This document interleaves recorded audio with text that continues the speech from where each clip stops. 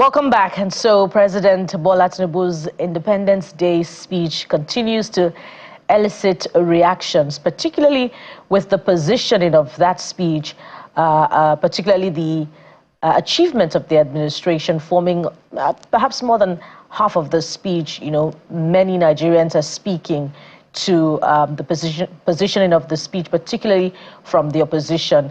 And of course, we heard some of those concerns during the newspaper review. But what exactly do the youths feel about President Tinubu's Independence Day speech, particularly as it concerns them, when you consider that the president, spoke directly to them with a bit too inspiring when you consider when he began to speak. And of course, he also backed it up with some of the actions that the president said his administration has taken, to empower them. So let's have this conversation. And joining us on the program this morning, we have youth advocate for Nigeria, rather advocate for a new Nigeria, Mr. Peter Aka, who joins us from our Abuja studio. And we also have Elizabeth Agbiti Douglas.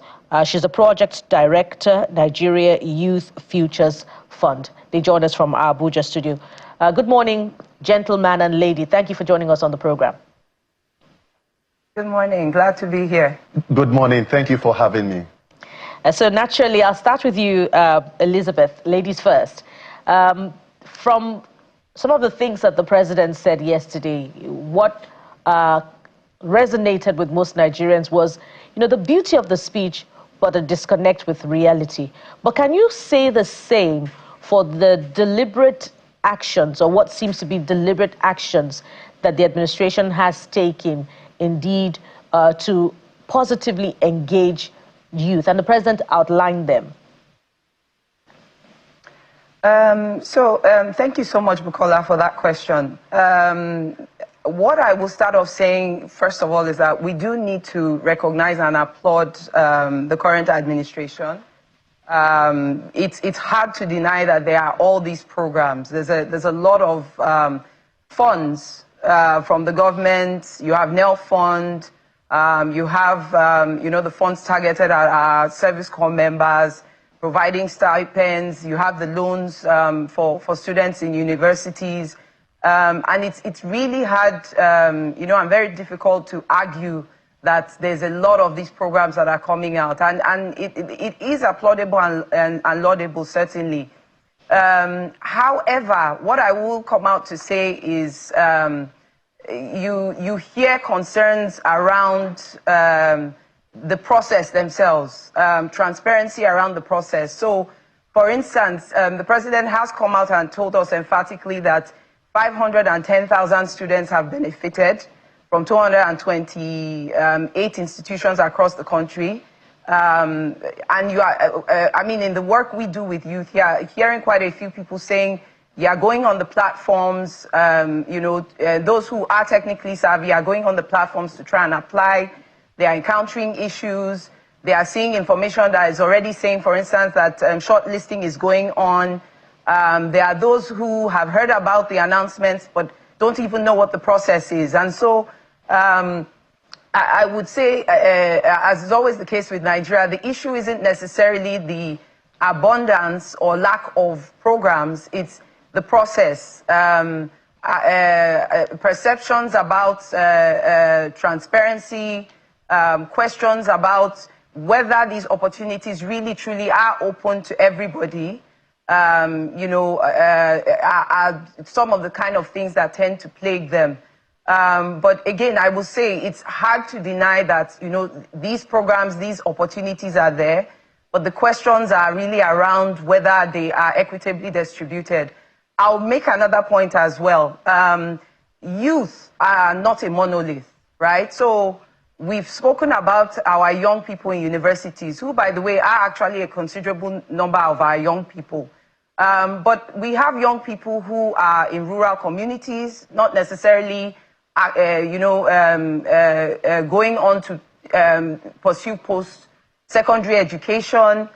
You have those who have not even had the opportunity to access education. And then there's another aspect of this to also consider, and I'm glad you talked about economics. There's also the aspect of political engagement, civic engagement, and governance. The Ministry of Youth, it is one of, the thematic areas they are focusing on.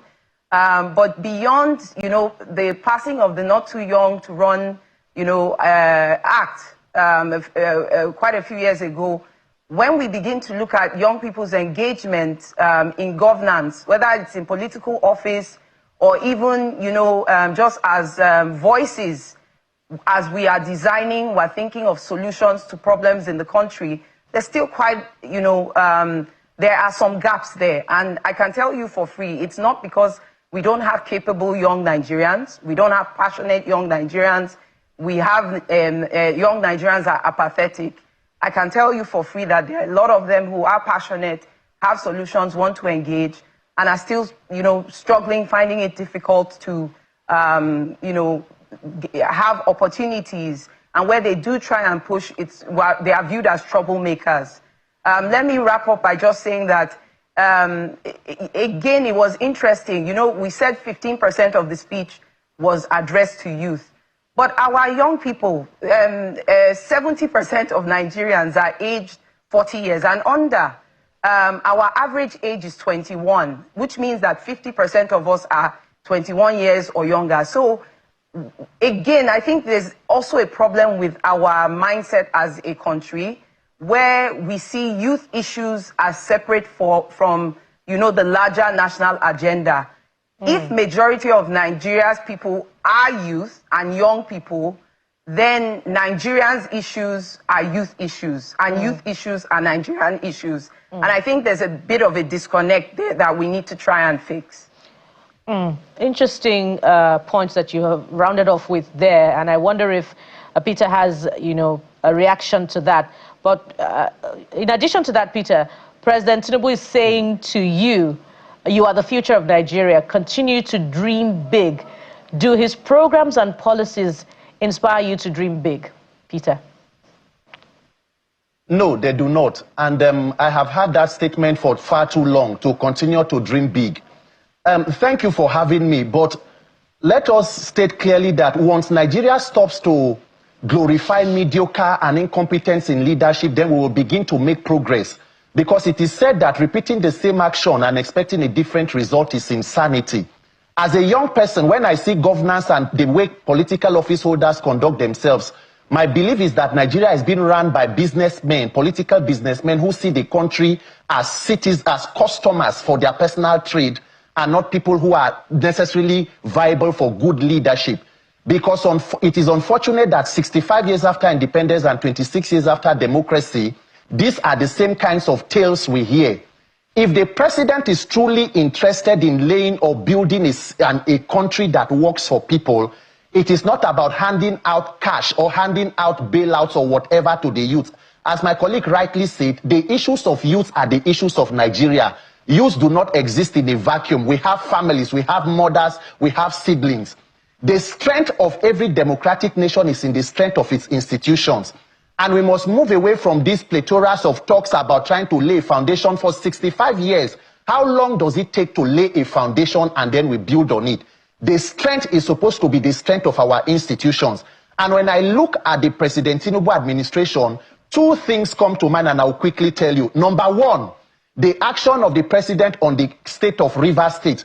This is not talking about whether the declaration of a state of emergency was right or wrong, but I want to point out how the institutions are crumbling under this administration that claims to be helping the youth. The presidency woke up and suspended a duly elected governor and swore in a sole administrator before the National Assembly ratified. The National Assembly, that is supposed to be the hallmark of a democracy for checks and balances, decided to ratify with a voice vote and setting aside the necessary two-third majority that should have voted.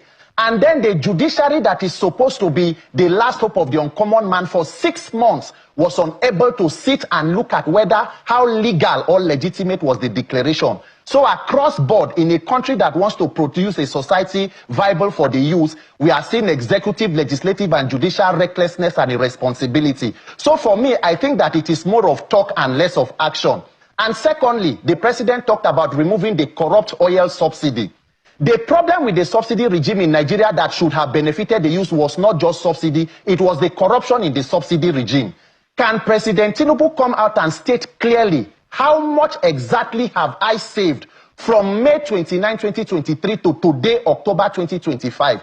Imagine a British Prime Minister or a US President taking a serious reform as removal of subsidy, and the citizens do not know exactly how much was saved. So if you say fuel subsidy was corrupt and you took it out, and Nigerians do not know how much exactly was saved, where it is being reinvested to, how it is plugged into affecting the lives of the youth and other citizens, then it is decentralization of corruption. We should not be talking about increasing allocation to politicians or governors without accountability. So if there is no transparency and accountability in governance and a deliberate attempt to strengthen the institutions, what are the hopes of the youth or the young persons?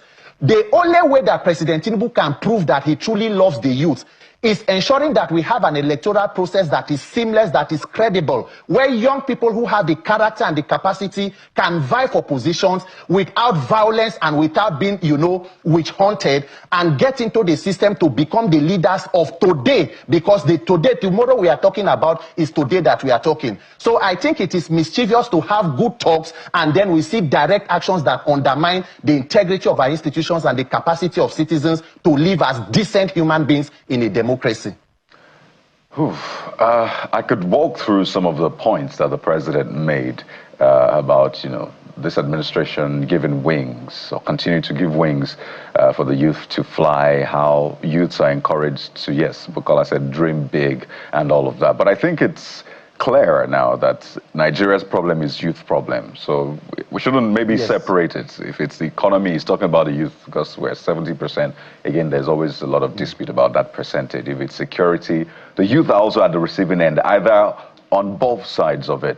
But let me go back to Dr. Agbiti Douglas and speak to what the young Nigerians, again, it's a very tricky one, or what Nigerians need right now. Because for the president, he reeled out a lot of the achievements of his government, how the economy has grown beyond even the projection, balance of trade, the naira to dollar stabilizing and all of that.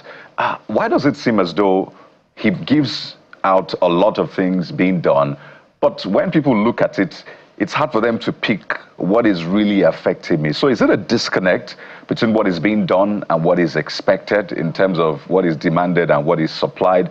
Is it that people see these things and they choose to look away? What exactly is the issue here? Because I think time and again we've come to this point and we've glossed over it. Ayo, that's a really great question. And interestingly, I think the president himself answered it when he gave the speech yesterday. He said that, and I'm paraphrasing loosely, that even though, there's been all this work, that they are trying to do, his administration is trying to do to strengthen and build the economy, ultimately, his administration is going to be judged by the quality of education, how safe, we feel as Nigerians, the food that we eat, what goes into our bellies. So, yes, work has been done, but the price of food is still really high. Cost of transportation is really high. Rent prices are really high. So the truth of it is stuff may be given out, but it's not enough. It's not sufficient. And then it also brings me back to a point that we had earlier on about, the president said all hands need to be on deck. But what does that look like in practice? When we were coming up with these solutions, when the administration was coming up with these solutions and developing the funds, was there a co-creation process? Did they sit down with, young Nigerians, with civil society, when they crafted and designed these solutions? Or did we sit down? Because again, as a country, all of us do this. We sit in our corners, we think about what we think is good for Nigeria. And on paper, we may not be wrong, but we are a complex country. There are all these nuances. And at the end of the day, government is there to serve its citizens. So you may come up with great policies that are great on paper, but if your citizens don't feel a sense of ownership or involvement, or feel that it connects with the concerns they actually have, you know, it will be DOA, right? So 510,000 young Nigerians are benefiting from support in schools. But you're talking of 510,000 young people compared to, again, like you said, even if we want to debate the percentage, we'll still use that 70%. 70% of a projected 200 to 234 million people is a huge number, and 510 only begins to scratch the surface. And even of that 510, there's already murmurings and, you know, complaints and concerns about the process and how that is being distributed. So again, what I will say is, as a country, really, truly, if we do want to get it right, the way we develop policies, the way we implement them has to be inclusive. And I think, again, it goes back to that point of all hands being on deck. All hands being on deck doesn't just mean that we have some of us sat at one level making decisions solely. It does mean that when it comes to decision making, coming up with solutions, all voices, all perspectives need to be at the table and need to be factored into how we design and then eventually go on to implement our solutions. Nigeria's problem is not in coming up with solutions. It's usually, you know, how they are crafted and then ultimately the sustaining and implementing them in the long run. So, I mean, I'll end my response here. So you made a significant point earlier that got me thinking that if, you know, the predominant issues of Nigeria are youth issues, being, you know, the predominant number of the population, then why are Nigerian youths not showing up as they ought to in the political space? Because when you consider that the crop of leaders that have ruled in the past rose to national prominence in their 30s or in their 40s. So is it a challenge of not showing up, or is it that the political space is limiting for Nigerian youths? Peter, I'd like you to take that. Thank you very much. I think the answer is obvious. You know, President Tinubu praises himself as one of the supporters of the June 12th mandate, the MKO Abiola, you know, struggle, which of course was premised around free and fair elections. And today the system has become, 30 years later, we cannot have leaders who will come out and commit to a process that will be free, fair, credible, and peaceful. Do you know that in 2023, in the home state of the president, and this is on record and reported, citizens were physically beaten out of polling units in Lagos State for looking like a certain tribe? And if that is not an issue to political actors and leaders, then there is high-level mischief. It is not about the youth not wanting to be a part of it. It is a deliberate attempt at making the process become so violent and become so difficult that not only the youth, even persons of decent character and integrity will rather stay away. And that is why you hear the usual slogan, politics is a dirty game. Today, women are struggling to have, you know, compensated seats in the Senate or in the parliament. Why? Because they believe that the process has become too rigorous for people who are, non-violent or want to maintain a peaceful disposition to sail through. If you look at the entertainment sector, for example, where the youth took charge of that industry and have made a fortune out of something that was almost nothing without little or no support from the government. It then means that given the opportunity, Nigerian youth have proven to be ingenious and enterprising and ready to take every opportunity. But then you see a government that sets a not too young to run bill into place, and then the cost of the nomination form is about 100 million. So you are not too young to run, but you are also too poor to run. So across boards, it is not a matter of just paying lip service to these issues.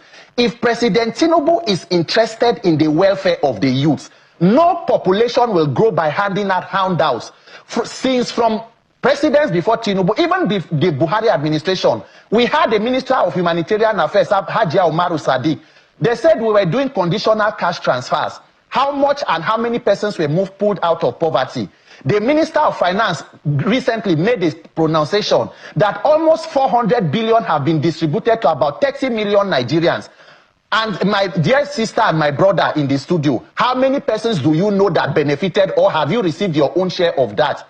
Nigerians will not move forward through handouts. It is through policies that are going to enable persons of integrity and character to get into the system. And that is what Nigerians must insist on. Because as it is today, the National Assembly that should carry out checks and balances have become almost an extension of the presidency. It is the APC town hall where the president is greeted with his political mantra. The judiciary has proven that it has become the last hope of the uncommon man. So it is up to Nigerians to come together, mobilize and insist that the right thing be done, and we, the youth, will not be waiting to be given the opportunity, but take up the leadership and insert ourselves into the equation. And indeed, the engagement has begun here, but hopefully it continues beyond this platform to other platforms, such that the voices of Nigerian youths can be heard. But we must anchor this particular engagement now, and thank you, Elizabeth Agbiti Douglas, Project Director, Nigeria Youth Futures Fund, and of course, Peter Aka, Advocate for a New Nigeria. Thank you, gentleman and lady, for coming on the program. Thank you. Thank you. And from here, we'll take a break. When we return, we'll seek to understand the issues between Pengassan and Dangote Petrochemical Refinery. Stay with us, we'll be right back.